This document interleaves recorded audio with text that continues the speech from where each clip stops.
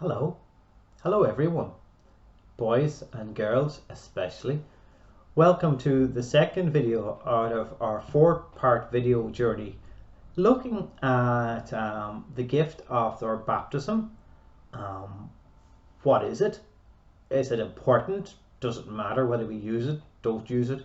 What are the options and choices in regard to it? Things like that. And the last time we looked at it, we just sort of set the scene. We set off on our journey, if you remember. It was like we left the driveway, we said, and we looked at baptism as like a little seed that has to be nurtured and nourished and protected, and we water it with love and kindness and goodness and ruddy marshin, things like that, and we become the best we can become. So we're going to follow on from that today. And here's the thing to know, girls and boys especially, the kind of things we'll be talking about today they're quite grown up stuff, okay? So I think you're well able for it, no doubt. But sometimes, it's good and helpful to ask questions maybe of your parents or guardians and see what their thoughts on it are, and especially if there's something that I'm not quite sure what that means, okay? We're going to start off with the photographs. The photographs that are in your home somewhere of the day you were baptized, right? And you take out the photographs, or you look at them and you see, oh, look who was there that day, and oh, they traveled a bit of a distance, and it tells you who was there, as we see. And then it might show pictures of you getting the water poured over your head. It might show pictures of a party afterwards, family and friends, and a really good day and a special occasion. So these are great memories to have. But what do the photographs not tell us about the day we were baptized? Well, the photographs don't tell us, well, what was it all about anyway? It reminds us that it happened, but it doesn't tell us what it was about. And that's the kind of thing we're going to be looking at today a little bit more. Okay, so a useful question to keep in mind as we're doing this video session is this: what was different about your life after you were baptized than before you were baptized? Doesn't that make sense? What was different about your life after you were baptized than before you were baptized? And we're going to see, can we find out something anyway? And to help us find out, we're going to ask an expert. And this expert is one of the most famous people from the early church, and his name is Saint Paul. How come he's so famous? Well, when the church was starting out, like a little seed itself, really, St. Paul travelled all over the then known world, the Roman Empire and beyond, and to tell everyone about Jesus. And for his troubles along the way, he was put in prison many times. He was scourged, he was starved, he was beaten. Many times we know he was shipwrecked. And so all this, but nothing stopped him, right? And we know all this because Paul was a great writer of letters. You might even sort of know this somewhere in your memory banks. You go to Mass and you hear, oh, a letter from St. Paul to the Romans, a letter from St. Paul to the Ephesians, a letter from St. Paul to the Corinthians. These are all places that Paul wrote letters to, and they wrote back to him and things like that. And then other people, because St. Paul was so famous, people wrote about him as well. So we know lots about him. And so then we also know this, and you might know it also from school, that there was another side to Paul, and that was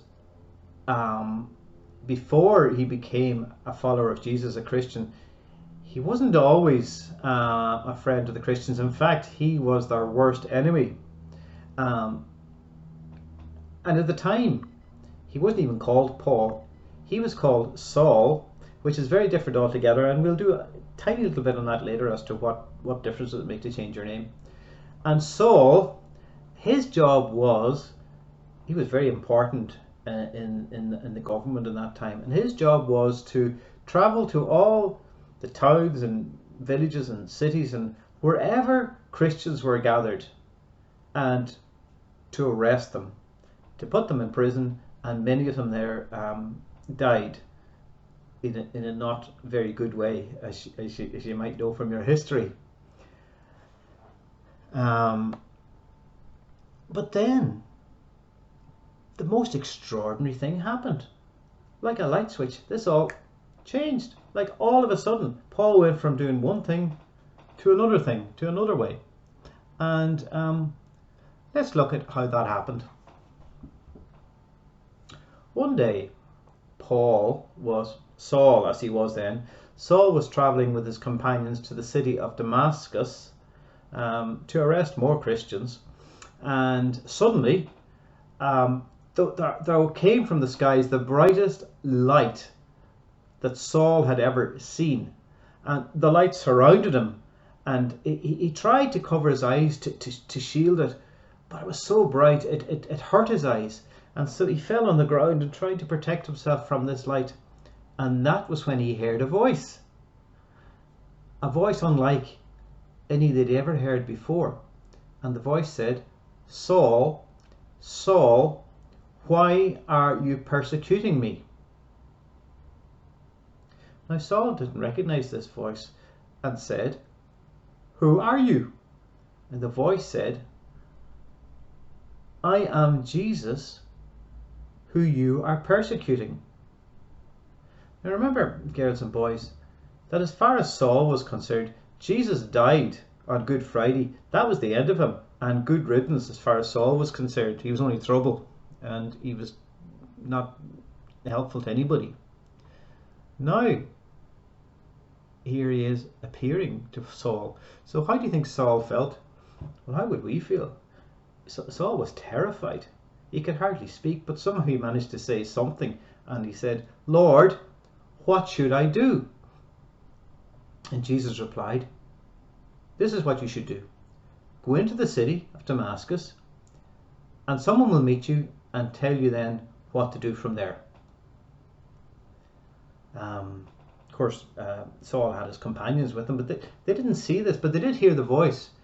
And when Saul got up off the ground and uncovered his eyes, couldn't see. The light had blinded him, and he was blind, and he would remain like that for 3 days, and his friends had to lead him by the hand into the city.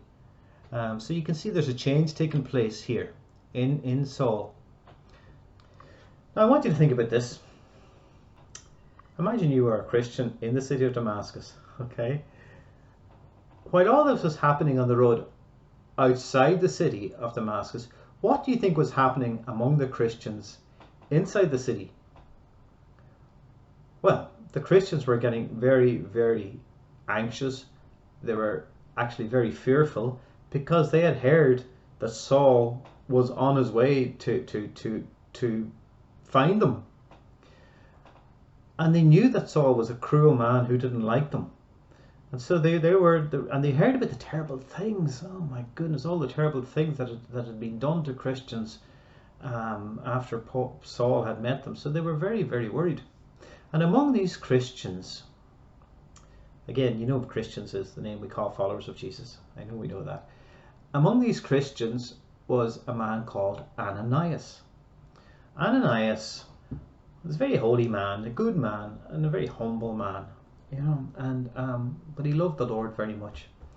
And God spoke to Ananias in a vision and said to him, "Go and find Saul and help him."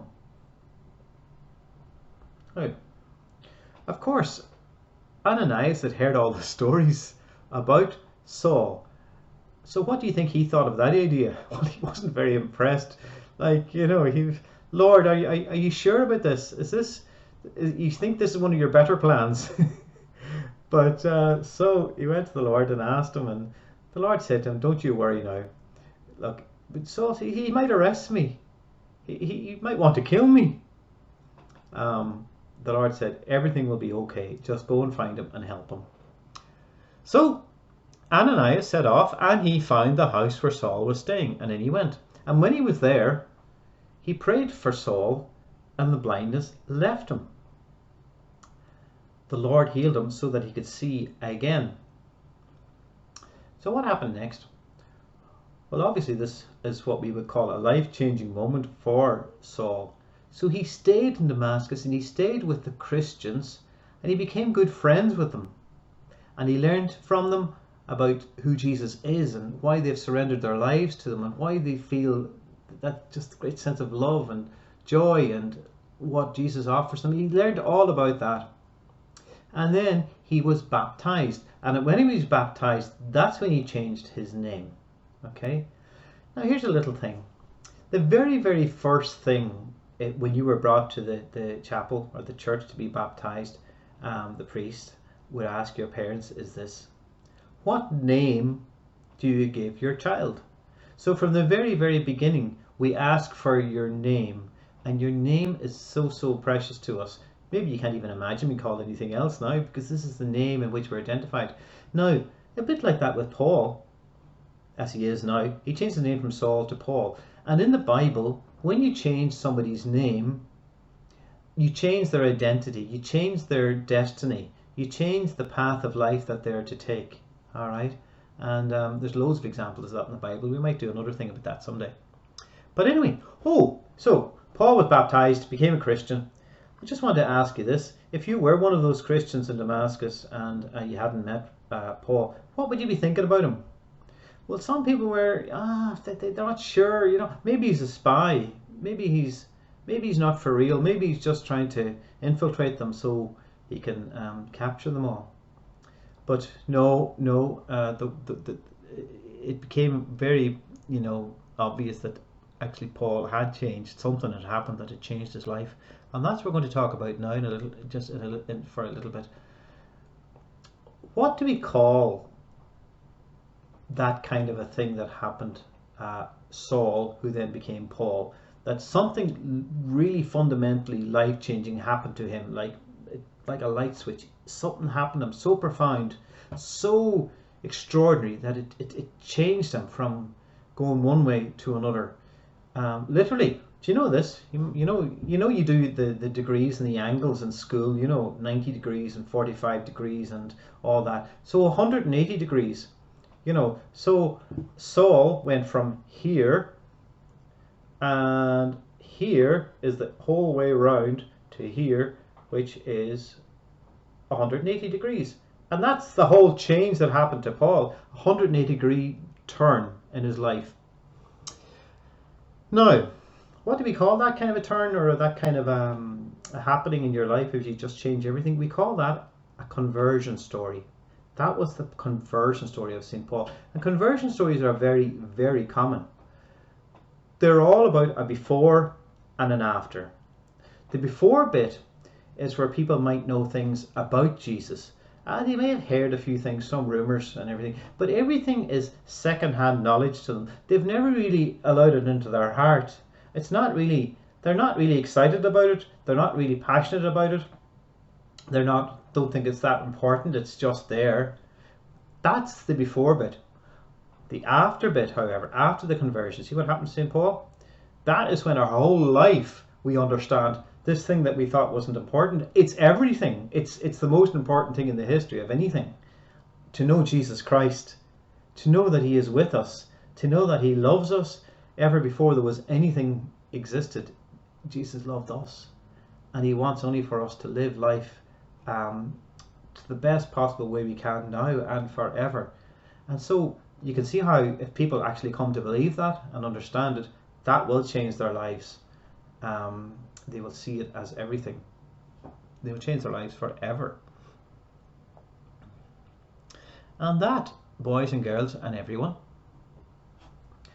that brings us to the end of this second video on our journey. Okay, so we have made a little bit of a journey today. We did tell you it was a bit of a grown-up stuff, so I don't know how you found it, but we talked about this guy. We wanted an example of what was different about your life after you were baptized and before you were baptized. And so we took the example of this very famous man, Paul, who had been Saul, and we saw how his life changed absolutely. How many degrees? 180 degrees. He was facing one way, then he faced the other way, and he followed Jesus because he had come to understand that's what it meant. And so in baptism, then he became part of the family of God. He became really connected and related to Jesus, as we all are, and that's our family of God. And we find that it doesn't make any sense if it doesn't make any sense to us. But when Jesus is really part of our heart and our life and our spirit, it makes every bit of sense possible and becomes the most important thing. So that's what we call the conversion story, the before and the after. Now, what we'd like you to do then is just complete the little thing now in your reflection sheet. It's not difficult at all, and it's not made to be difficult. It's just made to keep a sort of a focus for ourselves. Oh yeah, that's the kind of thing we're talking about. So do you see here now on your reflection sheet, it says, before Paul encountered the risen Jesus on the road to Damascus, he was persecuting Christians and sending many of them to their death. After he encountered the risen Jesus, he became a Christian and eventually gave his life for the faith. So something changed. And that's the two little questions we would like you to think about and reflect on. Can you, boys and girls, can you write one sentence about what Paul thought about being a Christian, a believer in Jesus, before his conversion? And can you write one sentence about what Paul thought about being a Christian after his conversion? Okay. So that's what we'd like you to do. Listen, thank you so much for all your presence today and all your efforts and staying with us.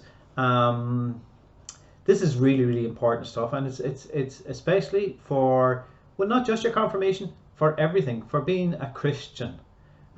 Because we don't know our story, then it never makes sense. So what you're doing is very important, and thank you for all your efforts. Doing fantastic. All right, so you keep safe, mind yourself, and we will see you in part 3 of the video, and that's what we're going to look at. Well, now that Paul has found the Lord in this way, what does he say about baptism? And I think, honestly, you don't want to miss that. All right, so everybody, boys, girls, parents, everyone, thank you so much, and keep safe, and God bless.